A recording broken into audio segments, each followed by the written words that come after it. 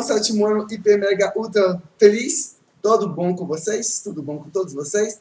Gente, é um prazer estar novamente aqui, tá? Muita saudade, obviamente, de cada um de vocês. E vamos lá para o nosso encontro semanal. Encontro com o tio Claudius. Gente, olha só. Hoje nós iremos começar a nossa unidade 4, tá? Então já peguem aí, já sabe. Quem já puder ir lendo, lê. Na verdade pode sim, né? Já pode ir lendo, já vai adiantando, porque é sempre melhor para cada um de nós, tá? Então eu vou fazer um videozinho introdutório e depois nós iremos especificar a parte de arte e a parte de música, tudo bem? Então, meninos, olha só. Hoje nós iremos falar, tá? Ou então, na unidade 4, mas hoje nesse momento, nós iremos falar sobre a beleza das cores, da mistura, do movimento. Tio Clodes, o que é isso? Bem, o que acontece é o seguinte. Há um tempo atrás, nós tínhamos um período da arte, nós chamamos de período acadêmico, ou arte acadêmica. A maioria dos artistas estavam mais preocupados com duas coisas. Representação histórica e a representação da figura humana. Né? Como eram pinturas que tinham muito valor de cenas históricas, eles tinham que representar um acontecimento, aquela coisa toda. Então os artistas, eles tinham que ser o mais técnicos possíveis, eles tinham que saber representar a coisa mais certinha, mais retrato possível, mais fotográfico possível. Este período foi riquíssimo, riquíssimo, riquíssimo mesmo, tá? E levava os artistas, digamos assim, a níveis, top, top, top de técnica. Então, são aquelas pinturas onde você olhava e falava assim, gente, como é que esse cara fez isso? Olha só a pintura dele, parece uma fotografia, essa coisa toda é muito bem feita, não sei o que, essa coisa toda. Sim, esse é o período que nós chamamos. Porém, alguns artistas depois, eles começaram a criticar algumas características dessa arte, principalmente após a invenção da fotografia. Por quê? Porque aconteceu foi o seguinte, meninos, após a invenção da fotografia, né, talvez não tinha mais necessidade da arte fazer representação histórica, porque a fotografia eu já fazia de forma muito mais rápida, muito mais eficiente, em tese, mais barato e, querendo ou não, era real. Tá tudo bem, a fotografia no começo não era tão assim, mas tudo já indicava que ela era só questão de evolução. Ótimo. Então, esses artistas, percebendo isso, eles começaram a fazer várias e várias críticas ao que nós chamamos de arte acadêmica. Tá? E nessas críticas, eles falaram o seguinte, os artistas acadêmicos não valorizam algumas coisas. Entre elas, a cor, não valorizavam tanto a cor, eles valorizavam o desenho, muito desenho certinho, bonitinho, e a cor tinha que ser extremamente real. Só que eles não valorizavam tanto a cor no sentido de criatividade. Não valorizavam a pincelada. A pincelada dos pintores acadêmicos tinha que ser aquela mais certinha possível, mais certinha, sem deixar marca de pincel. A coisa mais lisinha, mais perfeita. Porque o objetivo deles era fazer um retrato acadêmico, o mais realista possível. Né? Então eles não valorizavam a cor, eles não valorizavam como é que eu falo? A pincelada e, obviamente, eles não valorizavam a luz natural. Então, geralmente, aquelas luzes feitas em ateliê, aquela coisa toda. Então, esses artistas que criticavam essa galera foram chamados depois, do que eles fizeram, de impressionistas. Como eu já falei para vocês, né, nós já mostramos um pouquinho aqui atrás, os artistas impressionistas, eles valorizavam a cor, a pincelada, a luz natural, etc, etc.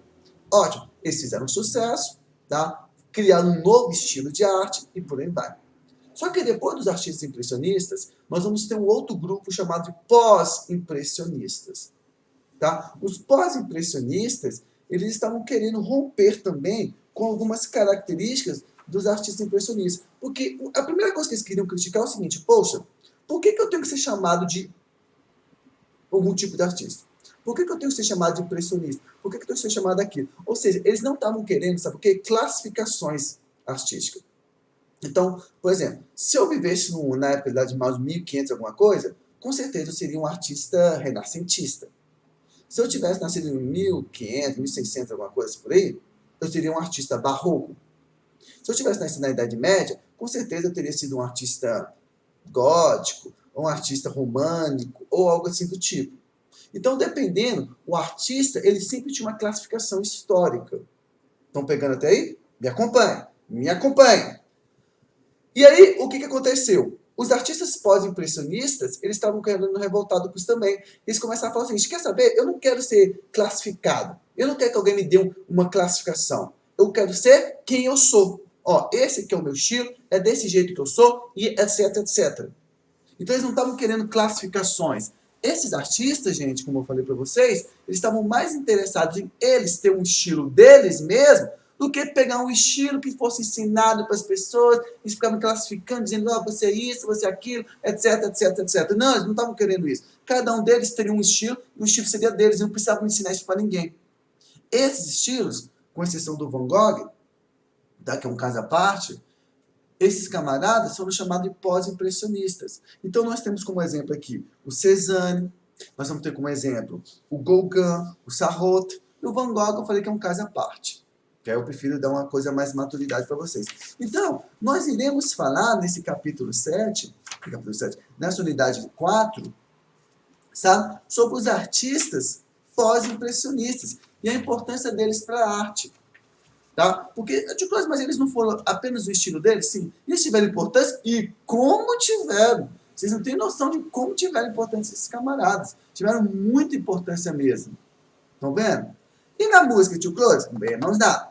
Na música nós vamos falar um assunto mais interessante e mais fácil. Instrumentos musicais. Então é bem tranquilo. Vou contar uma historinha para vocês também, tá? Dos instrumentos musicais. Então o que acontece? Nos instrumentos musicais, não se sabe exatamente aonde eles surgiram. Não se sabe exatamente o período, ou quem foi que inventou. Não teve, sim, não está registrado, não tem como, é muito antigo. Sabemos que os primeiros instrumentos musicais podem estar ligados lá na pré-história com a busca do homem de duas coisas. Tentar imitar sons e tentar criar sons. Tio Cláudio, como assim? Sim. Os instrumentos musicais, eles estão ligados a essas duas variáveis. A necessidade humana de criar sons e a necessidade humana de imitar sons. Por quê, professor? Porque o ser humano percebeu que, uma vez ele tendo essa habilidade de imitar e criar sons, ajudava, facilitava e dava uma maior garantia da sobrevivência. Raciocine comigo. Digamos que você imitando o som de um animal grande, com certeza ajudaria você na sua sobrevivência no dia a dia. Tá? E, além do mais, ele criando sons dava uma, digamos, vantagem extra. Por quê? Porque você não está colocando algo que não existe, você está criando. E talvez na natureza aquele som afugentava alguém, ou coisa do tipo. Aí tá, nós temos essas duas variáveis. Aí você faz a seguinte pergunta, tá, tipo assim, como é que eles faziam isso? Não tinha um pandeiro, não tinha um saxofone, não tinha uma guitarra. Não, não tinha nada disso. Então o ser humano, ele tinha que ter uma necessidade ou uma forma de criar e adaptar. A primeira forma disso foi o próprio quê? Som.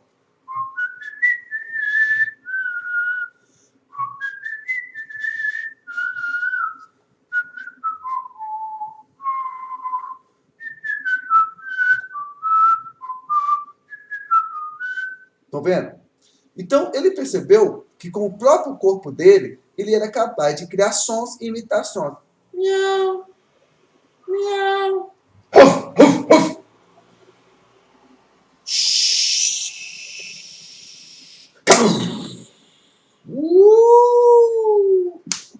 Esse tio só fala bobeira, calma.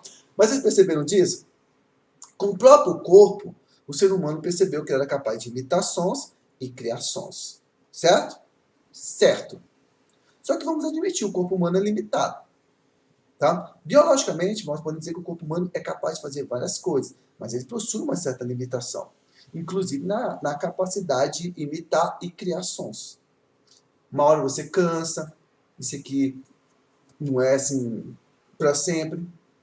Então tem tudo isso. Então o ser humano, ele percebeu que ele tinha que criar mecanismos de poder facilitar a criação de sons e facilitar a imitação de sons. E aí que entram os instrumentos musicais.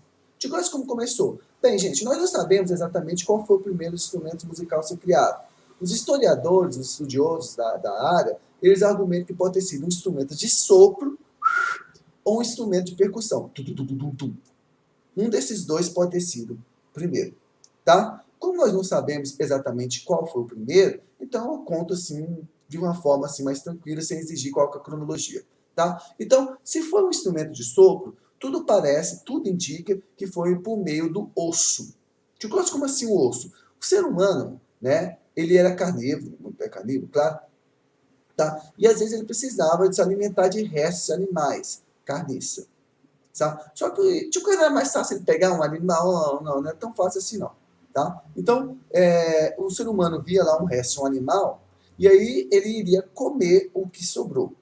Sabe?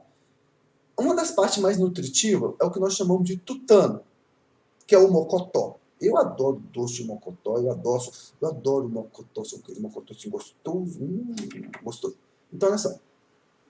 Então, nós sabemos que nós temos o tal do mocotó, que é o tutano. Essa parte, essa cartilagem, essa proteína, grande parte dela fica no osso, grande parte do osso. Então, o que os seres humanos faziam? Às vezes eles quebravam o osso do animal, eles quebravam e tentavam tirar o tutano de dentro. Só que às vezes não saía. Mas uma forma de sair era o quê? Soprar. Soprar o osso. Que era meio que dentro, por dentro, sei lá. Soprar. Uma vez que ele soprava, o tutano saía. Só que ele percebeu que ao soprar, saiu um som. Sabe? Ou seja, ele soprava e saiu um som diferenciado do osso. Estão percebendo aí? Então, tudo indica que começou por aí. Depois ele percebeu que furando sairia sons diferentes ou coisa do tipo. Tá? Perdão. E outra característica também é a de que dos instrumentos de percussão, que é parecido também. O ser humano, gente, ele aproveitava muito o couro do animal. Alguns animais não comiam couro, eles comiam a gordura, comiam a carne em si. Mas o couro não, que é uma coisa um pouco menos digestiva. E o couro ficava lá ressecando. Então, aquilo lá era utilizado por seres humanos para roupa, para fazer um abrigo temporário ou coisa do tipo. Então, às vezes perceberam também que uma vez batendo naquele objeto, naquele couro, saía som.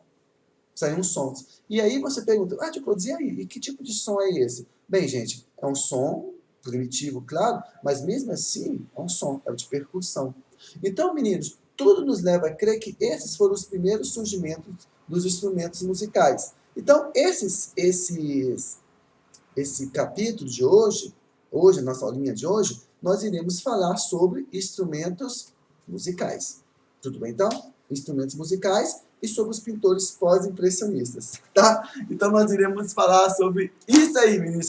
Gente, eu peço, quem puder, já leia o capítulo, já adiantado. Para mim, é muito legal que leia. Deixa aí o seu recadinho, tá? É muito importante que você deixe o recadinho para saber se está tudo ok com vocês, tá? Dá aquele likezinho, ajuda bastante também. E vamos lá, começar a nossa aulinha feliz. Abro na página... na página... na página 55, tá? Capítulo 4, página 55. Vamos lá, meninos, vou abrir o livro aqui também.